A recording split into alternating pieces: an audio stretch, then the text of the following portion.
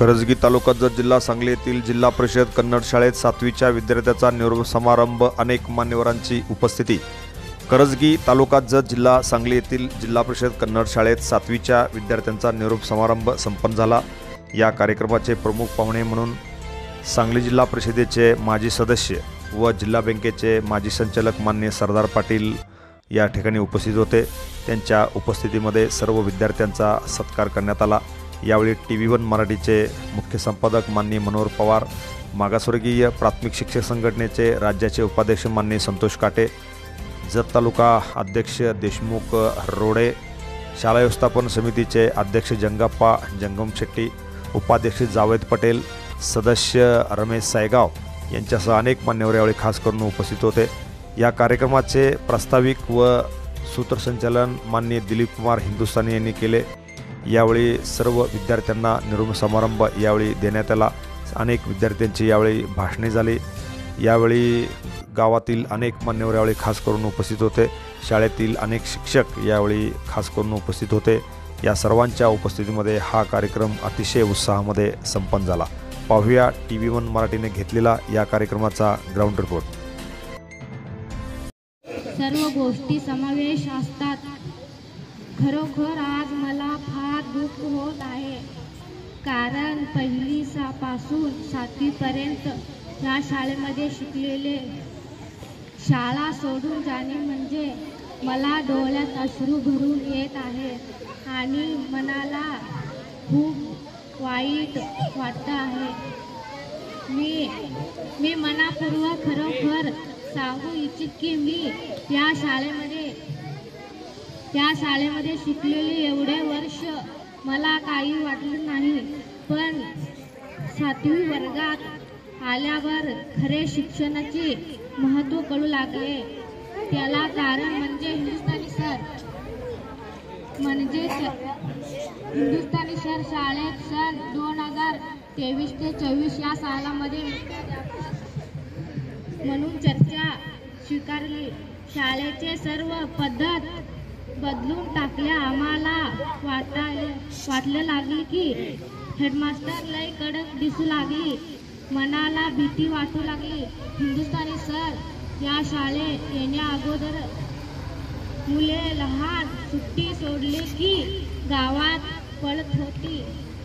गो काला कळितो निम्ना बिट्टो गो ಸಮಯಾನು ಬಂತು, ಈ ಶಾಲೆ ಬಿಟ್ಟು ನಮಗೆ ಹೋಗಂಗಾಗೋಯ್ತು, ಇಲ್ಲೇ ಇರಬೇಕು ಎಂದು ನಮ್ಮ ಮನಸ್ಸು ಹೇಳತೈತಿ।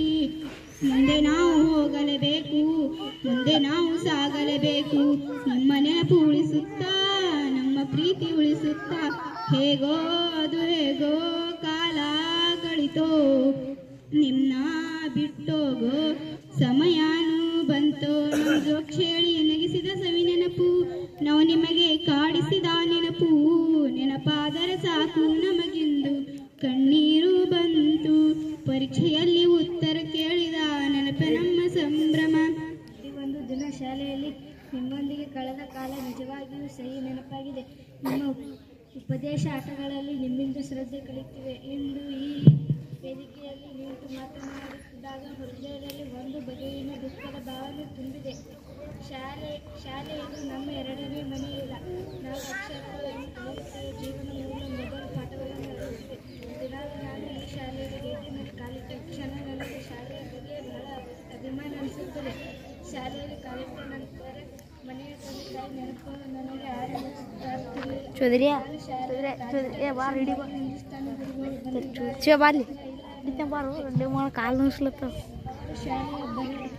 ಅವರು ಶಾಲೆ ಬರದೇ ಇದ್ದರೆ ಏನಾದರೂ ಕಳೆದುಕೊಂಡ ಹಾಗೆ ಅನಿಸುತ್ತಿತ್ತು,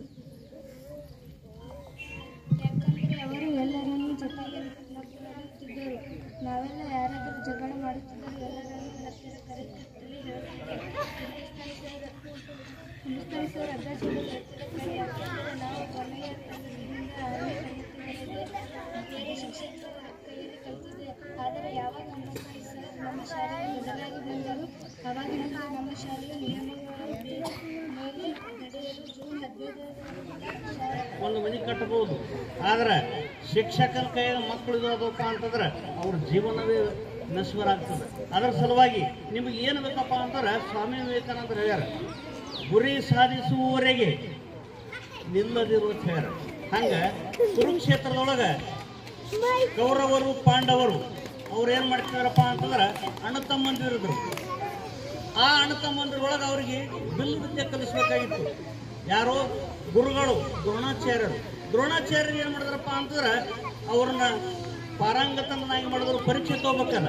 ಆ ಪರೀಕ್ಷೆದೊಳಗೆ ಎಲ್ಲರಿಗೆ ಕೌರವರು 100 ಮಂದಿ ಇದ್ದರು, ಪಾಂಡವರು 5 ಮಂದಿ ಇದ್ದರು. 105 ಮಂದಿ ಪರೀಕ್ಷೆ ನಡೀತು. ಒಂದು ಅರಣ್ಯಕ್ಕೆ ಹೋಯ್ದರು. ಅರಣ್ಯದಾಗ ದೊಡ್ಡ ಒಂದು ಗಿಡದ ಇತ್ತು, ಆಲದ ಮರ ಇತ್ತು. ಆಲದ ಮರದೊಳಗೆ ಒಂದು ಲಕ್ಷ ಕಡೆ ಎಲ್ಲರೂ ಒಂದೇ ಮಿನಿಟ್ನ ಮುಗಿಸ್ತೀನಿ. ಅದಕ್ಕೆ ಎಲ್ಲರ ಕೈಯಾಗ ಬಿಲ್ ಕೊಟ್ಟರು, ಬಾಣ್ ಕೊಟ್ಟರು. ಹೊಡಿಯಪ್ಪ ನಿನಗೆ ಏನು ಕಾಣಿಸ್ತದೆ ಅಂತ ಕೇಳ್ತಾರ ಅವ್ರು. ನನಗೆ ಏನು ಕಾಣಿಸ್ತಾವಪ್ಪ ಅಂದ್ರೆ ಎಲಿ ಕಾಣಿಸ್ಲಿಕ್ಕತ್ತಾನ. ಸರಿ ಬಾಜು ಹತ್ತಾರ. ನಿನಗೇನು ಕಾಣಿಸ್ಲಿಕ್ಕತ್ತದ? ನನಗೆ ಬರೀ ಏನದ ಏನಪ್ಪ ಟೊಂಗಿಗಳು ಕಾಣಿಸ್ಲಿಕ್ಕತ್ತಾವ. ಹಿಂಗೆ ಒಬ್ಬೊಬ್ರು ಒಂದೊಂದು ನಮ್ಮನ್ನು ಹೇಳಿದ್ರಪ್ಪಲೇ ಕೌರವ್ರ ಪಾಳಿ ಮುಗಿತು, ಪಾಂಡವರ ಸರ್ತಿ ಬತ್ತು. ಧರ್ಮನು ಅದೇ ಹೇಳ್ದ. ಆದ್ರೆ ಅರ್ಜುನ ಸರ್ತಿ ಬತ್ತು. ಅರ್ಜುನ ಏನು ಮಾಡ್ದ? ನನ್ನ ಕಣ್ಣಿಗೆ ಮಾತ್ರ ಏನದಪ್ಪ ಅಂತಾರೆ ಪಕ್ಷಿ ಒಂದೇ ಕಾಣಿಸ್ಲಿಕ್ಕತ್ತದ, ನನಗೆ ಏನು ತಪ್ಪಲ್ಲ, ಅದು ಏನೂ ಕಾಣಿಸಂಗಿಲ್ಲ. ಅದನ್ನ ಅವಾಗ ಬಾಣ್ ಹೊಡಿ ಅಂತ ಹೇಳ್ತಾನೆ ದ್ರೋಣಾಚಾರ್ಯರು. ಅವಾಗ ಬಾಣ್ ಹೊಡೆದ ರೂಪಲೆ ಪಕ್ಷಿಗೆ ಅದು ಬಾಣ ಬೀಳ್ತದೆ. ಇದರಿಂದ ಏನದಪ್ಪ ಅಂತಾರೆ ಗುರಿ. ನಾವು ಗುರಿ ಇಟ್ಟೇವಪ್ಪ ಅಂತಂದ್ರೆ ನಾವು ಏನು ಸಾಧನೆ ಮಾಡಬೇಕಾಗ್ಯದ ಅದು ಶ್ರಮಿಸುವ ತಕ್ಕ ನಾವು ಏನು ಮಾಡೋದು ಕಲಿಬೇಕಾಗ್ಯದ. ನೀವು ಎಲ್ಲಿ ತನಕ ಕಲಿತೀರಿ ಅಲ್ಲಿ ತನಕ ನಂಬರ್ 1. ಕಲಿಯೋದು ಬಹಳ ದೊಡ್ಡದ. ಅದಕ್ಕೆ ನಮ್ಮ ಜೀವನದೊಳಗೆ ಏನದಪ್ಪ ಅಂದ್ರೆ 3 ಅವಸ್ಥೆಗಳು ಬರ್ತವೆ. ಒಂದು ಬಾಲ್ಯಾವಸ್ಥೆ, ಒಂದು ಯೌವನಾವಸ್ಥೆ, ಒಂದು ಮುಪ್ಪಾವಸ್ಥೆ. ಬಾಲ್ಯಾವಸ್ಥೆಪ್ಪ ಅಂದ್ರೆ ನೀವು ಪ್ರಾಥಮಿಕ ಶಿಕ್ಷಕರು ಮಕ್ಕಳು, ಪ್ರಾಥಮಿಕ ಮಕ್ಕಳು. ಪ್ರಾಥಮಿಕ ಅಂದ್ರೆ ಪಾಯ. ಇಲ್ಲಿ ನೀವು ಏನು ತಯಾರು ಮಾಡ್ಕೊಂಡು ಹೋಗಿರ್ತೀರಿ ಅದು ದಂಡಿ ತಕ 3 ವರ್ಷದ ಬಗ್ಗೆ 100 ವರ್ಷ ತಕ. ಅದಕ್ಕೆ ಮಕ್ಕಳೇ ನಿಮಗೆ ಒಂದೇ ಮಾತು ಹೇಳ್ಬೇಕಾದ್ರೆ ನೀವು ಏನಪ್ಪ ಅಂತಂದ್ರೆ ಒಂದು ಗುರಿಯನ್ನು साधने ಮಾಡ್ರಿ. ಆ ಗುರಿ ಇಟ್ಕೋರಿ ಮನಸ್ಸಿನಾಗ. ಅದಕ್ಕಂತ ಹೇಳಿ ನಾನು 2 ಮಾತು ಮುಗಿಸ್ತೇನೆ. तुम्ही शिक्षण घेता, हे शिक्षण तुम्ही स्वतःसाठी घेता का आपल्या आई वडिलांसाठी घेता? आई वडिलांसाठी घेत असेल तर आई वडील तुम्हाला आज पैसे खर्च करतात, तुम्हाला भरपूर काय शिकावं असं त्यांची इच्छा असते. परंतु तुमची जबाबदारी काय, तुम्ही चांगलं शिक्षण घ्यायचं आहे. आणि आई वडिलांनी शिकायचं नाही, तुम्ही शिकायचं आहे. आणि मोठं कोण व्हायचं आहे? तुम्ही व्हायचं आहे. आपल्या ह्याच्यामध्ये आज शेजारी पाजाऱ्याला मोठा अधिकारी झाला तर वाईट वाटतं, परंतु तुम्हाला ज्या गुरुने शिकवलं त्यांना मात्र मनापासून बाबा काय वाटतं, माझा विद्यार्थी कलेक्टर झाला, माझा विद्यार्थी डॉक्टर झाला, माझा विद्यार्थी काय झाला, शिक्षक झाला. हे फक्त आई वडिलांनंतर फक्त शिक्षकाला अभिमान वाटत असतो. म्हणून तुम्ही आज आई वडिलांसाठी म्हणून शिक्षण घेतात, तुमच्या स्वतःसाठी काहीतरी घडण्यासाठी, मोठा नागरिक घडून या देशाची सेवा करण्यासाठी त्यांनी. आणि आता पुढे तुम्ही या ठिकाणी तुम्ही आठवणी सांगितला, शारीरिक शिक्षण तुम्ही चांगल्या प्रकारे घेतला, माध्यमिक शिक्षण घ्या, मोठे कोर्स करा. ज्या वेळेला एकेका वेळे आता पूर्वी ग्रामीण भागात फक्त शिकला का नाही डीएड का, हो डीएडला जा असं म्हणतो ते. त्यानंतर काही एक 5-10 वर्षांपर्यंत काय झालं, बीएडचं महत्व कमी झालं आणि मी इंजिनिअरिंग करणार, नीट करणार, डॉक्टर होणार, इंजिनियर होणार फॅड आलं. त्यानंतर काही वर्षांना मुलं यूपीएससी एमपीएससी साठी तयारी करू लागले. डीएडचं महत्व शिक्षकांचं कमी व्हायला लागलं, इंजिनियर डॉक्टरचं महत्व कमी व्हायला लागलं. तरी आज डॉक्टरचं थोडं महत्व अजून पण आहे. त्यानंतर आता यूपीएससी एमपीएससी मध्ये पण मुलं प्रयत्न करून मोठे ग्रामीण भागातले क्लास 1 क्लास 2 अधिकारी आलेले. आता तरी आपलं शासन म्हणते startup India, make in India म्हणून तुम्हाला वेगवेगळ्या योजना उद्योगपती व्हा म्हणतात. तुम्ही आज शासनानं काय फक्त तुम्ही शिक्षण घेऊन डॉक्टर इंजिनियर होय न होता उद्योगपती, तुम्हाला शासनाकडून 10 कोटी तुम्हाला कर्ज मिळू शकतं. आणि तुम्ही शिक्षणाच्या मागे न लागता शिक्षण घेऊन तुम्ही गावात मोठे उद्योगपती व्हायचं शासनाचं धोरण आहे. आज मोठमोठे बघा, आज वडापाववाले सुद्धा हजारोनं कमवतात. शिक्षणाचा वापर त्या ठिकाणी नेण्यात आलेला आहे. त्याचबरोबर आज मोठमोठे उद्योगपती धंदे वगैरे घेऊन मोठमोठे उद्योगपती होण्याचा काळ सुरू झालेला आहे. आणि भविष्यात आणि 10 वर्षात कोणत्या गोष्टीला महत्त्व येईल काय सांगता येत नाही, परंतु तुम्ही शिक्षणावर एकाग्र होऊन शिक्षण घेऊन चांगले जबाबदार नागरिक होऊन ह्या देशाला मोठ्या प्रगतीमध्ये अमेरिका इंग्लंड सारखा देश जसं विकसित देश म्हणतो तसं भारत पण जगातील सर्वात मोठा लोकशाहीचा आहे. तुम्ही त्या देशाच्या योगदानामध्ये तुम्ही सहभागी व्हावं असं विनंती करून इयत्ता 7वीच्या विद्यार्थ्यांना या ठिकाणी मी निरोप देतो. ನಿಮ್ಮ ಎಲ್ಲ ಅಲ್ಲಿಂದ ಶಾಲೆಯಿಂದ ಮನೆಯಿಂದ ಶಾಲೆಗೆ ಬರ್ತಿದ್ರಿ, ಇನ್ನು ಮುಂದೆ ಮತ್ತೊಂದು ಕಿಲೋಮೀಟರ್ ದೂರ ಹೋಗಬೇಕಾದ. ಅಲ್ಲಿ ಹೋಗಿ ನೀವು ಹೆಚ್ಚಿನ ಶಿಕ್ಷಣವನ್ನು ಕಲಿತು 11ನೇ 12ನೇ ಇಯತ್ತೆ ಸಂಘ ಅಥವಾ ಹುಡುಗಿ ಹೋಗಿ ಕಲಿತು ಮುಂದೆ ಒಂದು ದೊಡ್ಡದು ಏನಾದರೆ ಆಗ್ಬೇಕಪ್ಪ, ನಮ್ಮ ತಂದೆ ತಾಯಿ ಖರ್ಚು ಮಾಡಿ ಕಲಿಸ್ಲಕತ್ತಾರ, ನಾವು ಏನಾರೇ ದೊಡ್ಡದು ಒಬ್ಬರು ಶಿಕ್ಷಕರಾಗೋದು ತಲೆಯಾಗಿರ್ತದೆ, ಒಬ್ಬರು ಇಂಜಿನಿಯರ್ ಆಗೋದು ತಲೆಯಾಗಿರ್ತದೆ, ಒಬ್ಬರು ಡಾಕ್ಟರ್ ಆಗೋದು ತಲೆಯಾಗಿರ್ತದೆ, ಇನ್ನೊಬ್ಬರಿಗೆ ನಾವು ವ್ಯಾಪಾರ ಮಾಡೋದು ತಲೆಯಾಗಿರ್ತದೆ. ಆದರೂ ನಿಮ್ಮ ತಲೆಯಾಗಿ ಏನದ ಅದೇ ಮಾಡ್ರಿ. ಯಾರೂ ಇನ್ನಿತರ ಚಟಗಳಿಗೆ ಭಾಗಿಯಾಗದೆ ತಮ್ಮ ಎಲ್ಲರ ಜೀವನ ಒಂದು ಮುತ್ತು ರತ್ನದಂತೆ ಕೂಡಿ ತಮ್ಮೆಲ್ಲರ ಜೀವನ ಸುಗಮವಾಗಿ ಸಾಗದಂತೇಳಿ ತಿಳಿದುಕೊಂಡು ಮತ್ತು ಇಲ್ಲಿ ಆಗಮಿಸಿರುವಂತಹ ಅತಿಥಿ ಮಹೋದಯರಿಗೆ ನಮ್ಮೊಂದೆರಡು ಮಾತುಗಳದವು. ಸರ್ದಾರ್ ಪಾಟೀಲ್ ಸಾಹೇಬರು ಮತ್ತು ಮನೋಹರ್ ಪವಾರ್ ಸಾಹೇಬ್ರೆ, ನಮ್ಮ ಈ ಶಾಲೆಗೆ ಶಿಕ್ಷಕರು ಬಹಳ ಕೊರತೆ ಅದ. ನಿಮ್ಮಲ್ಲಿ ದಯವಿಟ್ಟು ನನ್ನದೊಂದು ಮನವಿ ಮಾಡ್ಕೊತೀನಿ, ಏನಾರೇ ಮಾಡಿ ಇಲ್ಲಿ ಶಿಕ್ಷಕರನ್ನು ಕೊಡಿಸಿ.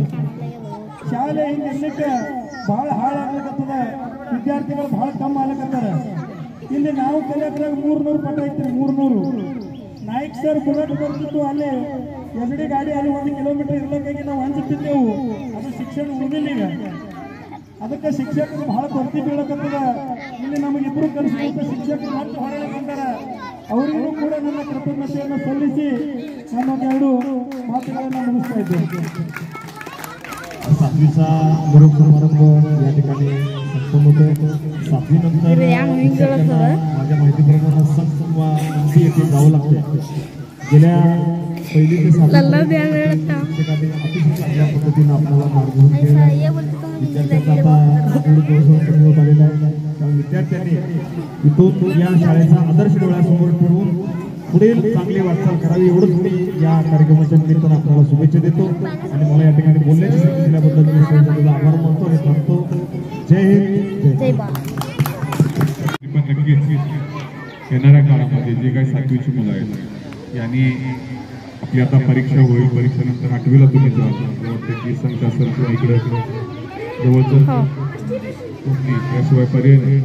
त्यामुळं नक्कीच आपण चांगल्या मार्गाने या ठिकाणी पास व्हावं आणि 8वीच्या वर्गामध्ये मग आपण हायस्कूलला जॉईन कराल आणि नक्कीच आपल्या गावाची एक छान म्हणून आपण एक चांगलं अभ्यास करून एक नाव लवकर शाळेचा वाढवावा. मी आपल्या सर्वांना विनंती करतो. या 7वीच्या सर्व बालमित्रांना मनापासून शुभेच्छा देतो. आम्हाला बोलवलं, तुमचं सत्कार केला, त्यामुळं त्या शाळेचं या गावकऱ्याचं मनापासून आभार मानतो आणि थांबतो. जय हिंद, जय Maharashtra. Press the bell icon on the YouTube app and never miss another update.